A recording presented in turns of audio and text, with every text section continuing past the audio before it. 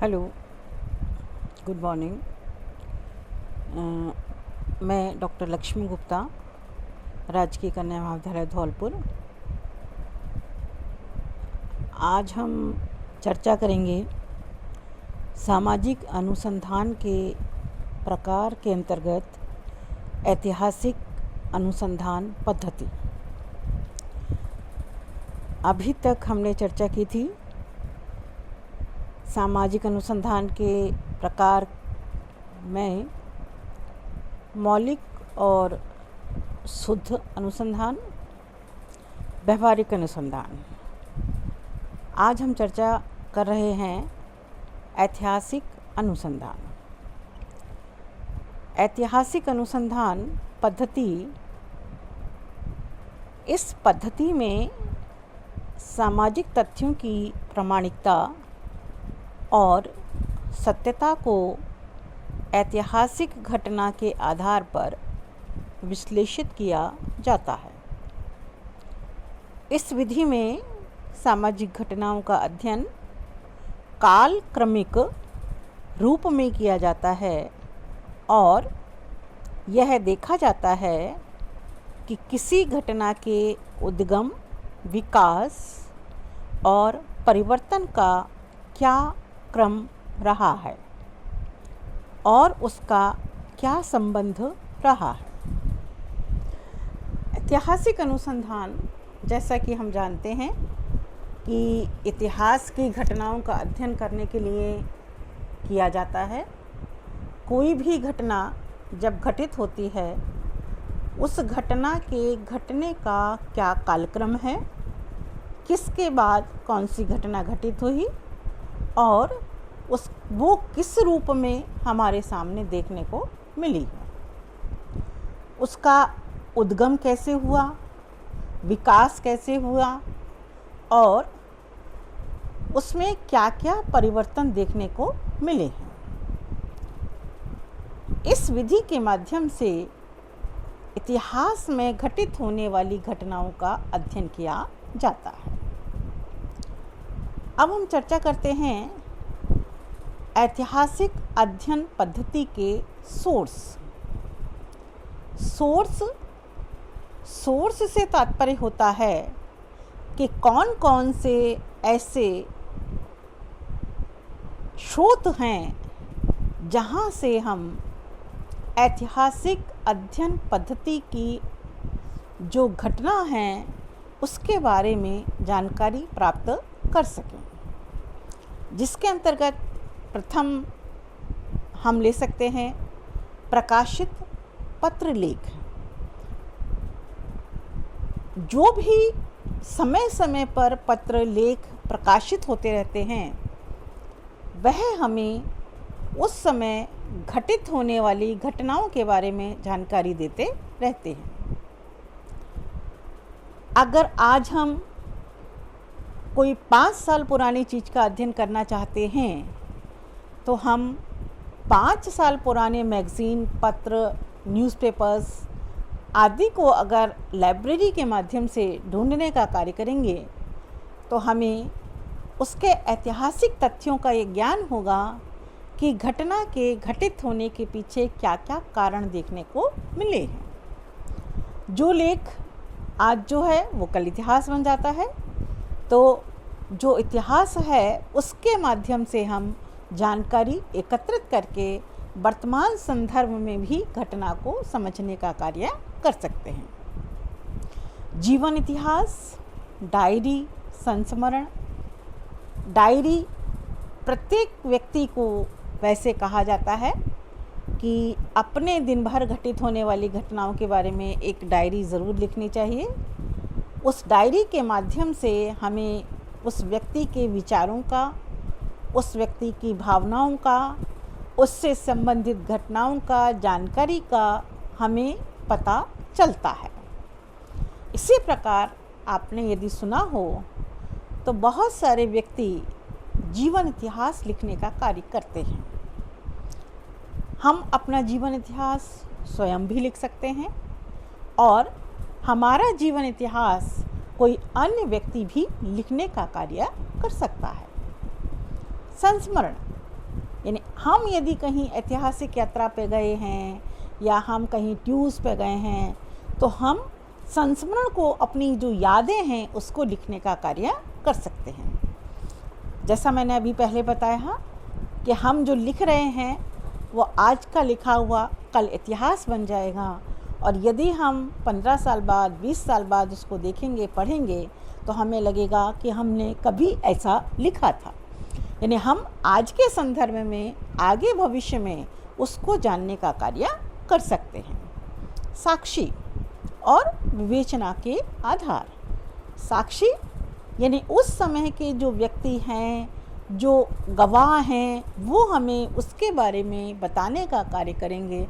जैसे वर्तमान संदर्भ में यदि हम बात करते हैं कि कोरोना महामारी बहुत चल रही है, लेकिन हमारे बुजुर्ग साक्षी के तौर पर ये कहते हैं कि आज तक का हमारा इतिहास ये रहा है कि हमने ऐसा जीवन काल कभी नहीं देखा कि व्यक्ति इतने लंबे समय तक घर में रहे, ऐसा कोई वायरस होता भी है या नहीं।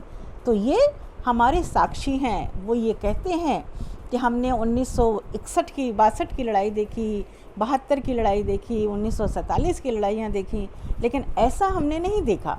यानी वो एक साक्षी हैं कि चीन भारत युद्ध का, पाकिस्तान भारत युद्ध का, कि उस समय ऐसा कभी कुछ नहीं देखने को मिला जो आज इसके कारण देखने को मिल रहा है। यानी वो बुजुर्ग क्या हैं, हमारे साक्षी के तौर पर ऐतिहासिक तथ्य हमें बताने का कार्य करते हैं।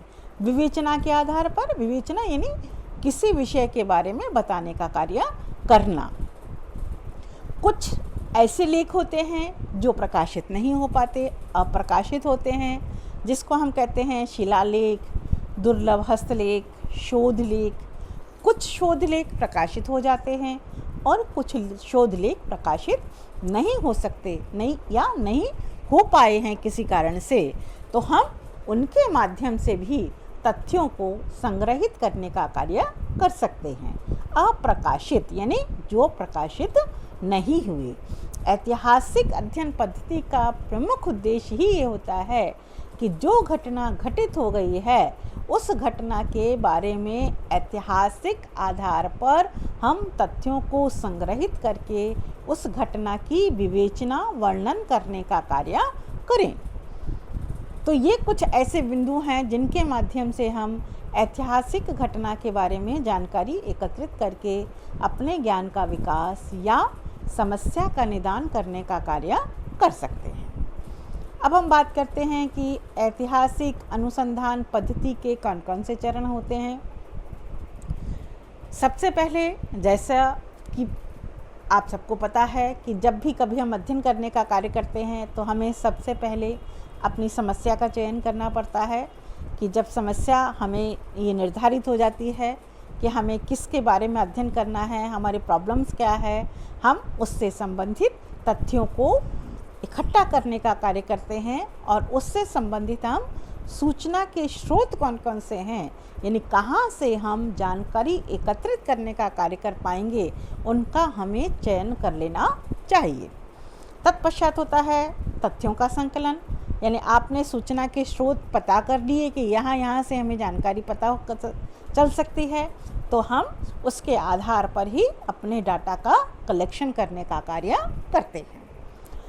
जब कोई भी अनुसंधान डाटा को कलेक्शन कर लेता है तो उसके पश्चात वो करता है उसकी विशेषताओं के आधार पर उसे कई वर्गों में विभक्त करने का कार्य करता है, जिससे कि समान गुण वाली विशेषता एक वर्ग में समाहित हो जाएं और दूसरे गुण वाली विशेषताएं दूसरे समूह में या दूसरे वर्ग में शामिल हो जाएं, जिससे कि यदि तुलनात्मक अध्ययन करने की ज़रूरत पड़ती है तो समान विशेषता वाले ग्रुप को करीब करीब एक साथ यदि हम रखेंगे तो उसका तुलनात्मक अध्ययन करना हमारे लिए बहुत आसान हो जाता है। जब तथ्यों को वर्गीकरण में विभक्त कर लिया जाता है, उसके बाद कार्य किया जाता है विश्लेषण का कार्य, यानी जो तथ्य हैं उनको हम विश्लेषण करें, उनकी व्याख्या करें कि ये तथ्य हैं, ये किसके कारण कैसे देखने को मिले हैं, और उसके बाद ही हम किसी निष्कर्ष पर पहुंचने का कार्य कर सकते हैं। लास्ट जो प्रमुख बिंदु आता है प्रतिवेदन का निर्माण, यानी आपने समस्या का चयन कर लिया, सूचना के स्रोत का निर्माण कर लिया, तथ्यों का संकलन कर लिया, वर्गीकरण विश्लेषण कर लिया, फिर हम अंत में ये करते हैं कि हमने जो भी समस्या से संबंधित तथ्यों को एकत्रित किया है उसको संक्षिप्त और लघु रूप में प्रस्तुत करना, जिसको कहा जाता है प्रतिवेदन का निर्माण करना। एक अच्छे अनुसंधानकर्ता को कम से कम शब्दों में अपना प्रतिवेदन प्रस्तुत करना चाहिए, और सामान्य भाषा में हम कह सकते हैं रिपोर्ट का प्रस्तुतिकरण करना या निष्कर्ष का प्रतिपादन करना।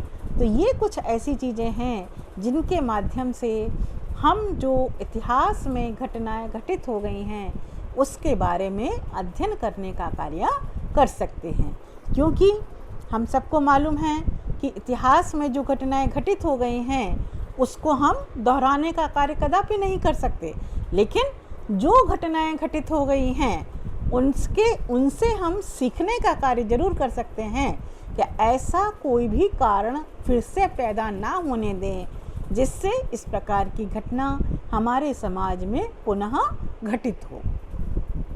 अब हम बात करते हैं कि ऐतिहासिक अनुसंधान पद्धति का हमारे जीवन में क्या महत्व देखने को मिलता है, जिसके अंतर्गत यदि हम इसको कुछ बिंदुओं में विभक्त करें तो इसे निम्न प्रकार से हम विभक्त करने का कार्य कर सकते हैं। जैसे विशेष घटनाओं का अध्ययन, यानी कुछ घटनाएं जो समाज में घटित हो चुकी हैं लेकिन उसका अध्ययन अभी तक नहीं हो पाया है, तो हम ऐतिहासिक घटना के आधार पर, हम ऐतिहासिक अनुसंधान पद्धति के आधार पर इन घटनाओं को समझने का कार्य कर सकते हैं। अतीत के प्रभाव का मूल्यांकन, यानी अतीत में जो घटित हो चुका है उससे हमें सीखने की ज़रूरत है कि हम ये सीखें कि अगर ऐसे कारण थे उसके परिणाम ये देखने को मिले, अगर अच्छे परिणाम देखने को मिले तो हम उसको रिपीट करने का कार्य कर सकते हैं, यदि बुरे परिणाम देखने को मिले हैं तो हम ऐसी घटना को कभी भी घटित नहीं होने दें, वैसे कारण कभी भी पैदा नहीं होने दें जिससे हमारे समाज पर उसका दुष्कारक प्रभाव देखने को मिले। क्रम विकास का अध्ययन, क्रम विकास कहते हैं कि कोई भी घटना जब घटित होती है ये कालक्रम के आधार पर घटित होती है, यानी एक के बाद दूसरा स्टेप्स, दूसरे के बाद तीसरा, तीसरे के बाद चौथा। ऐसा कदापि नहीं होता कि पहला स्तर हो जाए फिर चौथा स्तर हो जाए, ऐसा कभी भी संभव नहीं है। जैसे हमारे समाज का विकास, हमारा आर्थिक विकास एक के बाद दूसरे चरण से होकर ही गुजरा है। हम सीधे कृषि युग से, या हम कहते हैं सीधे हम अपनी जंगली अवस्था से औद्योगिक अवस्था में नहीं आए, हम जंगली अवस्था से कृषि अवस्था में आए, उसके बाद हमने धीरे धीरे विकास किया और आज हम यहाँ पर औद्योगिक अवस्था में देखने को मिले हैं। तो इस क्रम विकास का अध्ययन करना भी इस पद्धति का प्रमुख उद्देश्य माना गया है। घटना की समग्रता से अध्ययन करना, समग्रता कहते हैं कि कोई भी घटना जब घटित होती है तो उसका कोई एक कारण नहीं होता, किसी भी घटना के घटित होने के कई सारे कारण होते हैं। तो एक अच्छे अनुसंधानकर्ता को किसी भी घटना का अध्ययन करने के लिए सभी कारणों का अध्ययन करना चाहिए, तभी हम सही ढंग से ये पता लगा सकते हैं कि इस घटना के घटित होने के पीछे क्या क्या कारण हैं। लास्ट बिंदु है कि सामाजिक और सांस्कृतिक परिवर्तन का अध्ययन करना। जब भी समाज में कोई भी परिवर्तन आता है, चाहे वो सामाजिक हो चाहे वो सांस्कृतिक हो, वह परिवर्तन कभी अच्छाई की ओर होता है, कभी बुराई की ओर होता है। लेकिन कोशिश हमेशा यही करनी चाहिए कि हम जो भी परिवर्तन लाएं या परिवर्तन करने का प्रयास करें या अपने आप जो भी परिवर्तन हो वह सदैव प्रगति की ओर, विकास की ओर ही हो, तभी हमारा समाज अपने विकास की सीमा पर या चरमो सीमा पर पहुंचने का कार्य कर सकता है। इस प्रकार आज हमने जाना कि ऐतिहासिक अनुसंधान पद्धति किस प्रकार तथ्यों को संग्रहित करके वास्तविक घटना का अध्ययन करने का कार्य कर सकती है। धन्यवाद।